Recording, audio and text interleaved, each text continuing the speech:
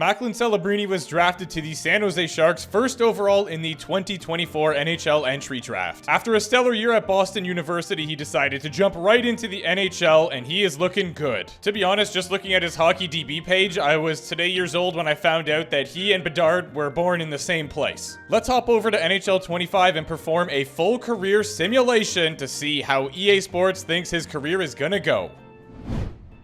Macklin will start off on the second line of the San Jose Sharks, playing with Logan Couture and Zetterlund. I normally try to hide what team I am because I just let the sim do its thing. I turn everything to auto, sign free agents, etc. But this game outs me. You can see we're Utah in the background there. He signs his entry-level contract, of course. Not a great first year as they finished 7th in the Pacific. They were able to earn 30 wins, and Celebrini had tough sledding in the first year. 58 points was a -6. Not a great way to start, but he did still get the Calder Memorial, so he's got that under his belt, and this is what the first year of Sharkless playoffs look like. As they did struggle, they wound up with the 6th overall pick, where they grabbed a medium elite defensive defenseman in Kaminsky. Celebrini went up 2 overall, but is still on the second line. Granlund and Zetterlund, his line mates. This is what the defense looks like. They're not throwing Kaminsky into it right away. Askarov, 87, no abilities. They finished dead last, which is obviously worse than last year, but you know what? This team is like a train.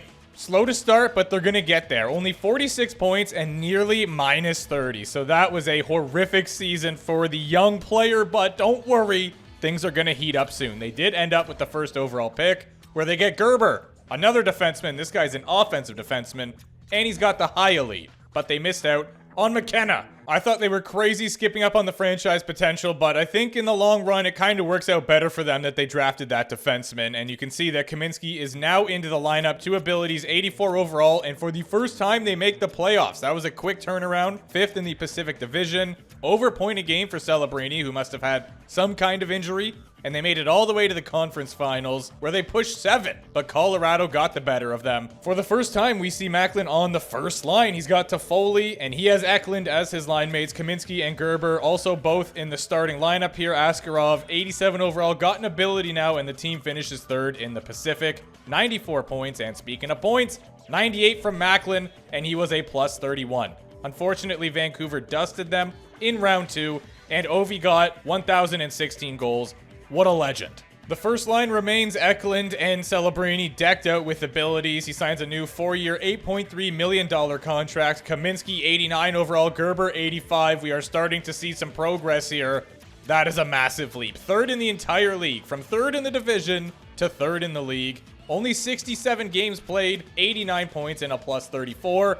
And in the playoffs, he was nearly point a game, just shy of it. Askarov gets the Jennings, so he's clearly doing quite well for the team. They once again lost to Colorado in the conference finals. This time it was 6 games instead of 7, but what can you do? Fiala is going to be the new line mate for Eklund and Macklin. Will Smith on the second line, looking mighty fine. And Askarov jumps up another overall, and the team jumps up another position in the standings as they finish 2nd this year, and Celebrini goes off. 2nd in the league with 124 points. He had 61 tucks, and unfortunately their playoff run was short-lived. He was over point a game, but Vancouver absolutely dusted them. They only got 1 win out of that series. Macklin at the top of this year's retiring class. As I usually say in this Sims, if it ain't broke, don't fix it. First line remains the same. Gerber does take over Kaminsky now, 90 overall to 89, and the team has a slight regression. They finished 3rd in the entire league instead of 2nd. Obviously, I'm kidding. Celebrini once again ties for 2nd in the league. When it comes to points, he is a machine right now. How about 25 points in 17 playoff games and another conference finals appearance? Sounds pretty good to me. Sid the Kid, 2,225 points. That is nuts. This team continues to look like a contender, and they continue to play like one. 3rd in the entire league, again, 118 points, 56 wins. Celebrini puts up 55 goals, 68 apples for a total of 123 points, and 18 in 22 playoff games. They go on to win the Stanley Cup, beating the Buffalo Sabres in the final, taking 5 games. There you go. What a quick turnaround for this team. Well, I guess, you know, in the sim, it's pretty quick. Real life, 8 years, kind of long. Signs a 1-year deal, which is pretty interesting. Maybe there's not a lot of trust going on there, or maybe he's thinking about moving. I don't know. He does put up 70 goals, though. and 122 points. Last time I checked, which was right now, that's pretty good. He also had a total of 13 points in 10 playoff games. The Oilers got the better of them in round 2. Nate Mack at the top of this year's class. Will Smith on the first line with Eklund and Macklin. The big ticket signed 7 years at about $15.8 million. Askarov has abilities to spare now, and the team gets the President's Trophy. They won the Stanley Cup. Now it's time to get the President's. Matthews has 84 goals, which is banana lands, but Celebrini did quite well as well. He gets the Hart Memorial. He gets the Ted Lindsay. He's picking up some hardware individually now that he's got the team accolade. Draisaitl hanging him up at over 2,000 points. What an absolutely stacked retirement class that was. Eklund, Celebrini, and Smith has to be the grossest first line in hockey right here. And they finished first in the NHL. 126 points, 61 wins, another President's Trophy, and Macklin puts up 62 goals in a 124-point season. Not a great playoff run, just under point a game, kinda. I mean, he was getting there, that's being a little generous. Did pick up some more individual hardware, however, but the LA Kings took him out in the conference finals, only taking 5 games. Another retirement class of some very familiar faces, and another look at this amazing first line. Musty right there, 89 overall in the second line. That is crazy. They did lose Kaminsky. I don't know where he went, but he's not on this team anymore. I'll tell you that for free. They finished third in the NHL, 108 points, 51 wins, and a big regression here, to be honest. 89 points. That's still great, but compared to what he has been getting, pretty mid. The team once again has a conference finals appearance. This time the Dallas Stars would be the team to take him out, and Pasta had 1,072 goals.